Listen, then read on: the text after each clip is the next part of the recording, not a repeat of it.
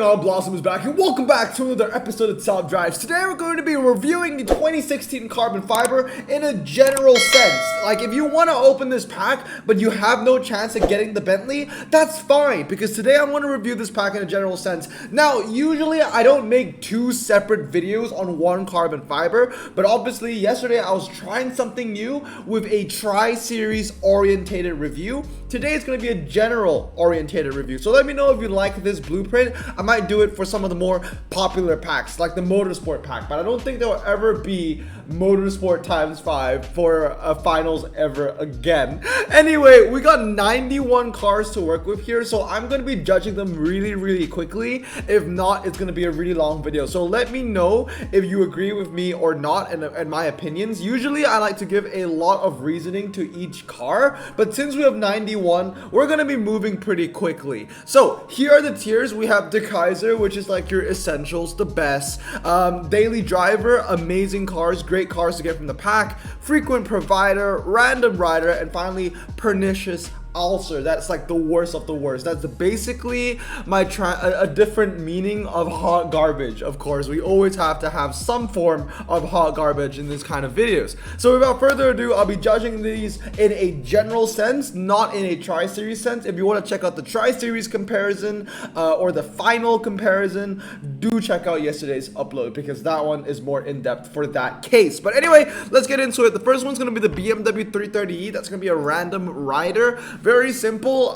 The rear-wheel drive center tire niche is not very is not used very much, and it doesn't handle very well. The only thing that the BMW has going for it is it has a low 0 to 60 for its RQ. Second on the list is the 640D.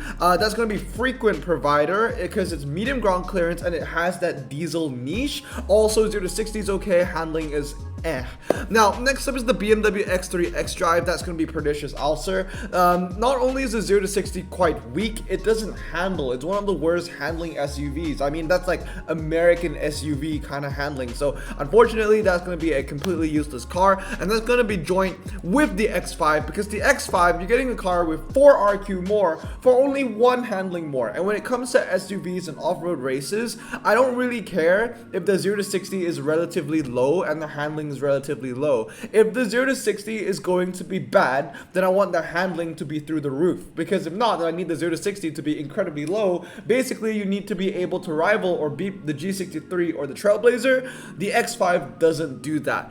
It's the same thing with the Cadillac ESV. Once again, you know, you have basically a car which is not capable of beating the G63 on the drags or the Trailblazer on the drags, and with 68 handling and being a 2-ton heavyweight, it's not really going to get you wearing the twisties as well. So those three are going to be pernicious ulcer. The next one is the Ford Mustang 2.3. One of the better RQ50 cars in the game. It handles relatively well. The 0 to 60 is actually pretty decent. So because of that, I'm going to put it under frequent provider. Followed by that is the Ford Mustang GT. That's going to be a frequent provider as well. It's basically just a slightly better version of the Ford Mustang 2.3, which isn't a bad thing, because the 2.3 is a decent car. So you're getting a slightly better version of a decent car. I can't put it under daily driver because I feel like it is around its RQ, you know, 60, 59 around there with that 4.8 83.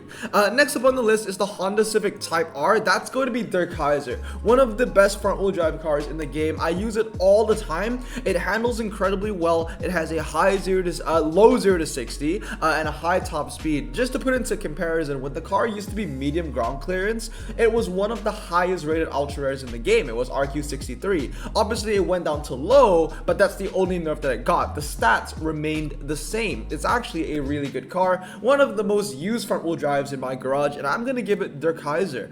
Next, it's going to be the Honda Pilot 4-wheel drive. It's a random rider. It's incredibly niche. It's a Japanese hill climb car that you want at 332, and it's only going to be used for the Japanese hill climb, especially in ultra rare situations. So not very often, but not completely useless. I'm going to put it under random rider. Next up on the list is the Infiniti QX50. It's the same reason as the Pilot. It's just a very niche car. It actually handles really well, but how often are you restricted to rear-wheel drive all-surface tires only? Almost never. So because of that, it's not completely useless, but you're not going to use it too much. Next up on the list is the Jaguar F-Type Coupe. That's going to be a frequent provider. The 0 to 60 on this car is incredibly weak. I mean, it shares the same 0 to 60 as the RQ50 2.3 Mustang, and it handles even worse. What saves the Jaguar F-Type is that it has 90 MRA, so it is going to be relatively useful for the half mile, the 1 mile, the North Loop track sets, and etc. Not the test well, unfortunately, because the top speed just isn't that high. What is huge though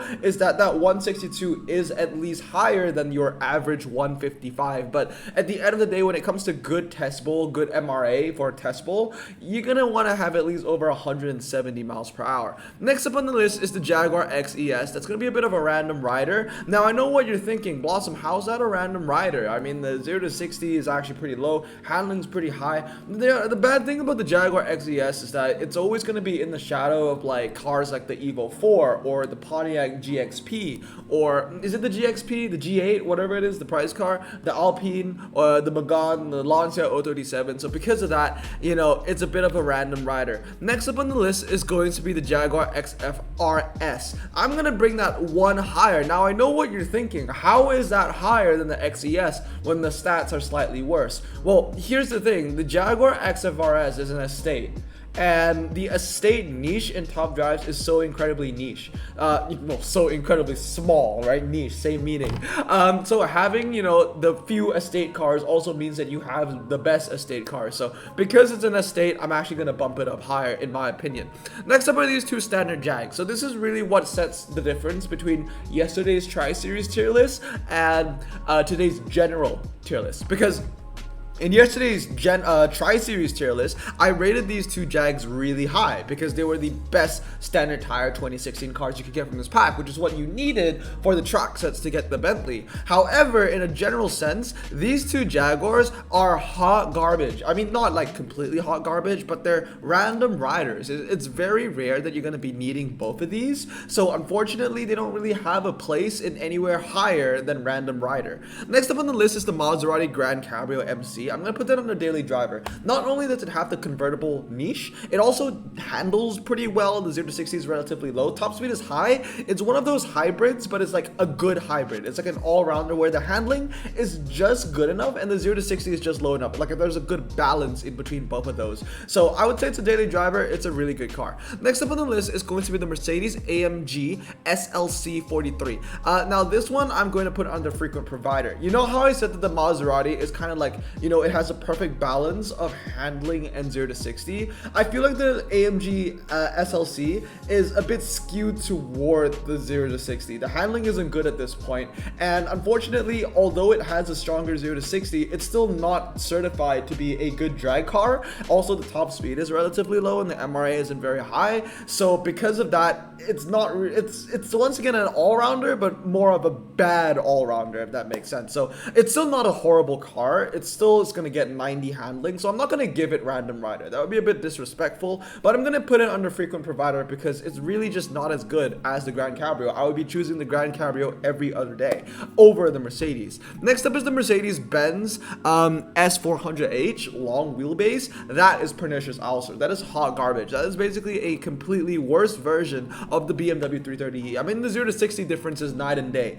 6.5 to 5.8. I get that the Mercedes-Benz S400 has better MRA, like much better MRA, but it's still going to pale in comparison to, well, drag cars within its RQ, and if it was restricted to standard tire cars, you're going to want to make space for the Maybach One Delay anyway. Next up is going to be the Mini JCW Countryman. That's going to be a random rider. Now, a lot of people are saying, oh, you know, the Mini is actually relatively light, so it's actually going to be relatively good for the snow. That's true. That being said, though, doesn't handle very well, and the 0 to 60 is kind of eh. I mean, actually, the 0 to 60 is okay. It's actually pretty good, but the handling is just right? And if you compare it straight up to the Honda Pilot, it's 6.1 to 6.6, 70 to 71. So you know, for a car that's 1 RQ more, it doesn't really bear RQ62 stats in my opinion. Next up on the list is going to be the Mini JCW Cooper Works. That's going to be pernicious also. It's just one of those cars where you just forget exists. You know, the Clios are better than that. I mean, 80 handling is just atrocious. Now, next up is going to be the Mitsubishi Outlander PHEV. That's going to be a frequent provider. It handles well, you know, as you can see, stark contrast from the Mini, which is right below it. 5 more handling, I take that any day. I don't care about the 2 second 0 to 60 difference, because off-road is all about handling. I mean, obviously when it comes to snow, weight is taken into account as well, but if it's dirt, it's going to be about handling, and I'd rather take the Mitsubishi over the Mini any day. Next up is going to be the Nissan Juke Nismo. I'm also going to put it under frequent provider. It's actually a pretty good car. You can argue that this is a daily driver. The problem is like, front-wheel drive events are common, but not all of these front-wheel drive events are off-road. And if they are off-road, you're probably going to be using the Corsa and the Atom, you know, the Opals. So because of that, you know, the Juke Nismo is super niche. You're going to need like tracks that's like an ocean beach slalom for the Nissan Juke Nismo to be useful, because the ocean beach slalom is a mix of sand, I think, and asphalt, and the asphalt section is also wet. So because of that, that's going to be a great car. But, you know, once again, it's a frequent provider. I wouldn't say it's a random rider just because it actually handles incredibly well. Like, it has a very strong, you know, strong suit. You know, my vocabulary, sorry, I got nothing. Next up, we got the Nissan Pathfinder. The Nissan Pathfinder is just a slightly better version of the Outlander PHEV. So both of them carry the same energy. I'm going to put them under the same, you know, category. Next up is the Opel Adam R2. The Opel Adam R2 is going to be the Kaiser. It's one of the best front-wheel drive off-road tire cars in the game. It's only second to the Opel Corsa, which you cannot get from this pack. So if we're talking about this pack, I mean, when we're talking about comparing this car to cars in general as the second best, I would still give it the Kaiser, because it is still a lot cheaper in RQ. You can make it fit in many situations. It's basically a super rare front-wheel drive off-roader killer, because most of the super rare front-wheel drive off-roaders are RQ49, and, you know, for a car that's only 2 RQ more, I'm sure we'll try and make the space for, you know, a guaranteed win. Next up is the Porsche 718 Cayman. That's gonna be a daily driver. It's a really decent car. You know, the 0 to 60 is relatively low, the top speed is high, and it handles really well. I mean, especially for an Ultra, 85 is one of the highest handling numbers for a German car. So the Porsche 718 Cayman, I'm gonna put it under daily driver. Next up on the list is the Renault Clio 220 Trophy, and that is going to be under random rider because it handles well. It handles well and it's light. So because of that, I'm going to give it under random rider. The 0 to 60 is bad though, really, really bad. Followed by that, it's going to be the Clio Sport. I'm going to put it under random rider as well. It's the same situation. It's medium ground clearance. It handles really well, but the 0 to 60 is just really depressing. Next up is the Renault Sport Megane 275 Trophy. Everybody knows where this is going. That's going to go under the Kaiser, one of the best ultra rares in the game, one of the best medium ground clearance and twisty ultra rares in the game. Gotta be your Kaiser. Now, next up on the list is going to be the Vauxhall GTC VXR. Now, the Vauxhall GTC VXR, I'm going to put under random rider as well. It's just the same energy as the Clios that we just talked about before. Handling is just, you know, a little worse. 0 to 60 is a little lower. Now, followed by that is going to be the Vauxhall Insignia. That's going to be Pernicious Ulcer. Basically, a worse version to his RQ60 counterpart. I know it has MRA, but the 0 to 60 is absolutely atrocious. The handling is useless as well. And it's also an incredibly heavy car. Next up is the Vauxhall Maloo. I'm putting that under daily driver. 0 to 60 incredibly low. Handling is still competent, and when you compare it to, it's just a slightly better version of the Mercedes AMG SLC. Not only is the 0 to 60 lower, the MRA is a little better. You know, handling is the same, top speed is the same, and also this has the, I think, muscle car niche, but more importantly, it also has the pickup niche, and it also has a 2-seater niche. So, and it's also medium. It's also medium. The Mercedes isn't medium. Now, we're moving on to the Epic. So the Ultras are done. Now it's the Epic selection. First one is the Abarth 124. Frequent provider. Lightweight car. Handles really well, but you're not going to use it too much. BMW 330D. I have this Epic Max. I never use it, by the way. I'm actually thinking about putting it under Pernicious Ulcer. But because of that really, really low 0 to 60, I feel like it's just an epic version of this 330e over here. So I'm going to put it under random rider. Next up on the list is the BMW 740D. That's going to be a daily driver. It's a really good car. It's actually one of, I think it is the best handling 4-wheel drive standard tire BMW epic. That's not saying much because most of the epic BMW 4-wheel drive standards don't handle, but you know, it gets 83 max, so it is the best one. I'm pretty sure it's the best one. I don't think there's any other BMW 4-wheel drive standard that goes over 83. So because of that, it has to be a daily driver. Followed by that, it's going to be the BMW 750i Li. I'm also No, I'm gonna put it on frequent provider. It's a good car. 0 to 60 is low, MRI is high. The problem is it's niche. Once again, that rear-wheel drive standard tire niche, you never see it being utilized in the game. So because of that, the most I can give it, I think, is frequent provider, outside of the fact that it has a good 0 to 60 and good MRA. Now, next up is the BMW M135i. That's going to be pernicious ulcer. I think this needs no introduction, and it's the same thing for this BMW convertible. That thing is like hot garbage. If I could make a tier by itself and just call it BMW M240i, I would do that and put it under pernicious ulcer. Next up is the BMW M2 Delimited. That's going to be a bit of a random rider. I love this car. I really love it. I want to max it out. I have it locked in my garage for over a year now. I think about closing up to 2 years. It handles pretty well, but the 0 to 60 is low, right? I mean, the 0 to 60 is bad, low in a bad sense, so I guess just bad. 0 to 60 is high, that's what I meant to say. Top speed isn't very high, it's low ground clearance, it's not medium, it's not like it has amazing MRA. Unfortunately, there's just a lot of better options in its RQ, so the BMW M2, as much as I love the car, it's just not that good. It's a bit of a random rider. I mean, like I said, I've owned it for 2 years, and I really never had the chance to actually use it. It never had a niche where it shined. Even in 2016, it's just not the best. Now, moving on is the BMW M4. The BMW M4 is a bit of a frequent provider. It doesn't handle well. I mean, for 85, for RQ72, is a bit atrocious, but the 0 to 60 is actually pretty low. So, you know, it's pretty good. Just, you know, rip. It used to be medium. Remember that? When it used to be medium? Yeah, I got cut. Next up is the BMW M5. Now, this one's going to be a random rider as well. MRI is actually decent. 0 to 60 is also low. It's actually a Hellcat 0 to 60. It doesn't handle, though, and it doesn't have a top speed. So, unfortunately, it's kind of nerfed by that. You know, once again, low 0 to 60, but you're not going to be used on the test bowl because your top speed isn't very high. Unfortunately, it's a bit of a random rider. Not a lot of situations where you're going to use it. One good thing about that M5 is that it fits the saloon niche, but there are better saloon cars, especially the BMW M3 CS. Next up on the list is going to be the BMW M6. That's going to be a frequent provider. Once again, it's just a slightly better version of the BMW M4. But once again, you know, for RQ73, there are cars that handle better, lower 0 to 60. You know, 73, I mean, there are a lot of Lotuses that's 73, you know, like the 250 Cup, the orange one, and the Scudiera, whatever it is, the black edition, the Scuba Diver, whatever it is. So, you know, those cars are capable of hitting 99. So, unfortunately, the BMW isn't going to be your twisty car, and they're also better fast cars. So unfortunately, I'm going to put it in frequent provider. It's not a bad car, but it's also not great. Next up is the BMW X5 M50D.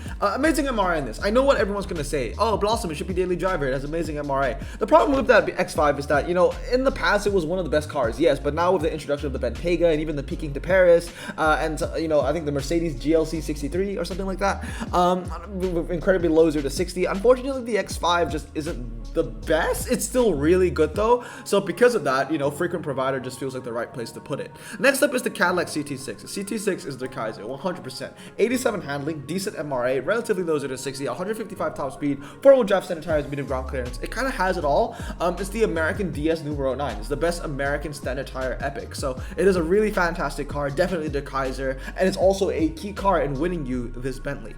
Next up on the list is the XT5. It's a bit of a random rider. If you can get it maxed out, you're actually getting a car of decent 0 to 60 for its RQ with actually very high handling for an SUV. But the problem is the chance of you maxing it out is incredibly low, especially since it is an RQ66 Epic. So because of that, random rider. Next up on the list is the Chevrolet Corvette Z51. That's going to be a frequent provider. Handles really well. MRA is not that bad, not that good either. 0 to 60 is decent for an RQ75 car. Maybe it's a bit on the weaker side, but the handling is really good and it's pretty lightweight. It's an average car. Frequent provider for sure.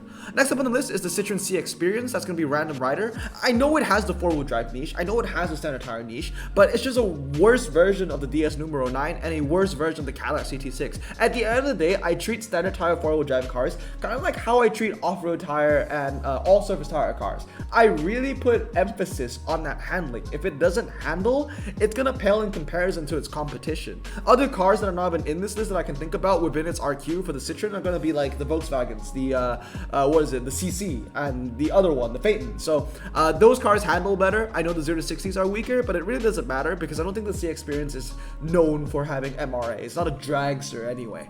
Next up is the Ford Mustang Power Pack. That's a pernicious also, don't need to talk about that. And followed by that is the Infiniti QX70. I'm going to put that under daily driver just because this car is a bit of a sleeper in my opinion. I think it has 89 MRA, 89, 90 MRA. 0 to 60 is weak, I get that, but it has two really strong traits. Not only does it have 89 MRA, it has 79 handling. That is really high. That's the same handling as the CT6. The only thing weighing it down is it's a rear-wheel drive center tire car, but I think it is one of the best rear-wheel drive center tire cars in the game. And I think it's one of the best RQ69 cars in the game as well. Next up is the Infiniti QX70. This is for sure daily driver. One of the best handling epic SUVs, 79. I mean, that thing is insane. It hits 87, 88 if you want to 233 it for some reason, but that's really high for an SUV with high ground clearance as well. Next up on the list is the Jaguar F-Pace. It's a bit of a random rider. I never use it really. I forget that it's even in the game. I don't even know what it's good for. Handling is decent. 0 to 60 is decent. I guess it's a bit of an all-rounder, but there are just better SUVs out there that I'd rather use. Next up is the Jaguar F-Type convertible. That's going to be a daily driver. It has like a 100 MRA, and the 0 to 60 is low, and the top speed is high. It's a good drag car, and especially a convertible drag car. Not as good as the Spiker and the Mercedes. That being said though, especially when it comes to British cars, that's going to be one of your best bets. I think the only thing that beats this in a convertible drag situation for British cars is going to be the CC100, which is an RQ79 beast. Now, next up is going to be the KTM. So for the KTMs, I mean, you can't really go wrong with a KTM, right? I mean, they're all light and they all get like 100 handling. So I'm going to put 2 of them under daily driver because they deserve to be there. And I'm going to give the King KTM their Kaiser just because, well, it beats the other KTM, so it makes sense. Next up on the list is the Maserati Ghibli SQ4. That's a bit of a random rider. It does have its niches, but I mean, the last time we saw this was like for the Nissan GTR Nismo finals. Like, that's how bad, like how long ago it was. Followed by that is the Maserati Grand Cabrio MC Stradale. Once again, man, like when do you ever need to use any epic Maserati? Like honestly, never. Followed by that is going to be, well, another model. Well, they're all 2016. Well, they're all going in the same place, buddy. Next up is the AMG A45. It's also a bit of a random rider. Once again, I think it's one of the worst RQ79s in the game because it doesn't deserve to be 79. We talked about how the Honda Civic used to be RQ63 when it was medium. When it went to low, it went from 63 all the way to 57. But look at the A45. The A45 used to be medium and it went to low and it went from 79 to 79. That doesn't make any sense. This thing should go down to 74 and then it'll be a relatively good car. But right now, as it is at 79 with those stats, it's just a bit of a scam. Next up is the Mercedes AMG GT. That's going to be frequent provider. Amazing MRA. 0 to 60 is relatively low, but the handling sucks. Top speed is high, but there are better top speed testable options in the epic category. Not a bad car, but also not the best. Moving on is going to be the Mercedes AMG, whatever that thing is, and that's going to be pernicious. Also, never use it. Same thing for the Mercedes-Benz SL500. Never use it. I mean, look at that. 80 handling for an epic. 80 handling for an epic. I mean, I'm talking about this 80. This one's 77. It's just no. Next up is the Nissan Patrol Nismo. This is going to be a freaking provider. I mean, if you can max it out, you're actually getting a really good Japanese epic. Also, not to mention that the Japanese epics are super niche because there are only like 6 cars in total that are non-prize. So when it comes to like Japanese off-road, especially all surface tire, the Nissan Patrol Nismo is actually like one of the best cars for you to get. The only problem is that you will be maxing out an RQ65 car, which is, you know, mixed feelings about that. But you know, once again, you are getting a bit of a, I guess, pretty decent all-rounder of an SUV. 0 to 60 is low. It's going to go under 5 seconds, and the handling is actually going to go above 80. So for an SUV, that's actually not too bad. Now, moving on is going to be the Porsche 911 Carrera. Now, the handling on this is okay, but once again, when do you ever see anybody using this? I'm going to put it under random rider. It's the same thing for the 911 Carrera S. It's a bit of a random rider. And the Porsche Boxer Spider, I'm going to actually put it in frequent provider, just because, you know, it has better stats compared to the first 2 Carreras that we talked about. But not only does it have better stats, it actually has really good MRA. I think it's like, I want to say 97, but I feel like I'm wrong. 90s, definitely 90s. Now, moving on is the Range Rover. Now, the Range Rover is a daily driver. I think it's one of the best RQ66 cars in the game. It's actually worth maxing out. You're getting a car that's like, what? I think it's like sub 4 seconds. 0 to 60, or maybe close to sub 4 seconds, like in the low 4s. For an SUV, that's really good. It's a dragster. This car is a dragster. The MRA on the Range Rover isn't too bad as well. Definitely a daily driver. Moving on is the Renault Trezor. Renault Trezor is a bit of a freaking provider. I mean, it's a low 0 to 60 and it's 4-wheel drive, but the handling isn't very high. It's not bad, but it's not very high either. I mean, when you compare it to the BMW, for 2 handling less and you get 4-wheel drive, I mean, that's actually And that's okay. That's all right. That's all right. I mean, it's a frequent provider. It has its niches, but you're not going to use it all the time. Moving on is the Spiker C8 Preleator. Same thing. It's frequent provider. Dude, I know a lot of people are going to be like, Blossom, what are you talking about? How is the Preleator not a daily driver? The thing is, man, on the twisties, you want to use the donks or the lotuses or the super light. And on the drags, I mean, the MRN is okay. 0 to 60 is relatively low. But it's still going to lose to the Hellcats. It's still going to lose to the CC100 and the Spiker and the Mercedes CLK DTM. So, yeah, the Spiker C8 Preleator and all those cars that I mentioned are lower in RQ. This is the most expensive RQ you can use for an Epic, 79, or lower or the same, because the CC100 is 79. So unfortunately, the C8 is kind of like second in everything. So the most I can give it is frequent provider, because I acknowledge that it's still a really good car with, you know, decent stats, but yeah, they're just cars that does the job better. Now, moving on is the Volvo XC90 T8. That's a pernicious ulcer. It's heavy and it's overrated. I know you think that the handling is good, but trust me, this thing loses to ultra rares. I owned it max. I can tell you firsthand, it's useless. Anyway, epics are done. Let's move on to legendaries. Now, legendaries are going to start with the Acura NSX. Acura NSX is a daily driver. Now, always remember, never fuse a legendary, please. Acura NSX is a daily driver, one of the best American four-wheel drive cars in the game. Followed by that is the Apollo N. Apollo N is Dirk Kaiser, amazing MRA, high handling, very, very high handling, high top speed. It's basically like a Koenigsegg, but just slightly worse because the 0 to 60 isn't as low. You know what I mean? It's still a fantastic car. Next up is the DB11. DB11 is a frequent provider. I mean, I can't really give it anything higher than that. The 0 to 60 is low, handling is high, top speed is good, MRA is okay. It's just an okay car, but you know, it's really gonna shine if you can max it out, and the chances of maxing out a DB11 is really, really low. You would have to be a whale at that point. Next one is the Vanquish S. I'm gonna put it under the same way. I mean, the 0 to 60 is lower, handling is the same, top speed is the same. MRA is significantly worse, but once again, for RQ81, 3.30 to 60, can't really complain about that.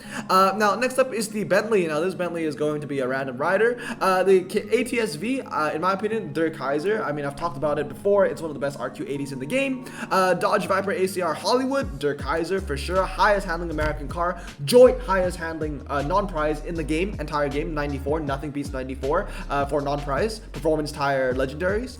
And then next up is going to be King Donk once again, Dirk Kaiser, pretty easy. And then the Jaguar F-Type. The Jaguar F-Type is going to be pernicious ulcer. Is it mean to rank it lower than the Bentley?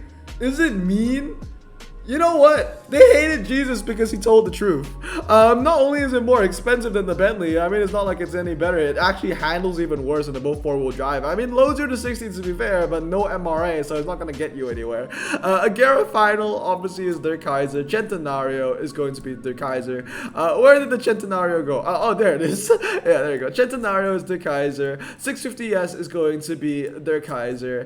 AMG GCS is going to be pernicious ulcer, for sure. No MRA. I don't care what the 0 to 60 says. At 86 handling, if you can only 1-star an epic, you're gonna get an epic at I mean, if you can only 1-star a legendary, you're gonna get 89 handling. 89 handling. That's one more than the freaking ultra rare, like the Magan, bruh.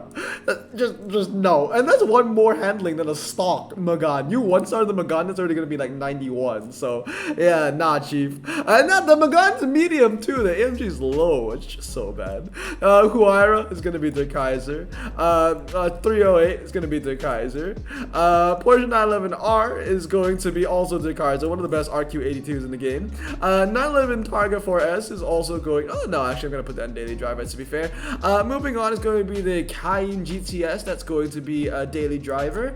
The Macan Turbo, it's incredibly high handling SUV, that's definitely the Kaiser. I'm pretty sure that, I feel like this car deserves to be more than RQ83. It feels like an 85, 86, not gonna lie. With that handling, and once again, I know the 0 to 60 isn't as strong as like the Cayenne Turbo or the Macan GTS, but it doesn't really matter because like I said, when it comes to off-road, it's all about handling, you know?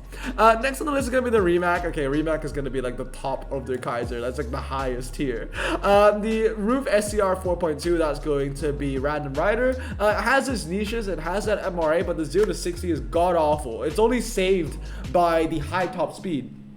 that it has. Next up is the Roof, I think Turbo R Limited, I think that's the name. That's going to be a bit of a frequent provider, to be completely honest with you. And then last but not least is the Subaru Legacy. Why is this? Oh, right, because yeah, I had the Subaru Legacy in here because of the last video that I made reviewing cars in a Tri-Series sense. Well, since the Legacy is here, let me just rank it for you. Yeah, it's their Kaiser.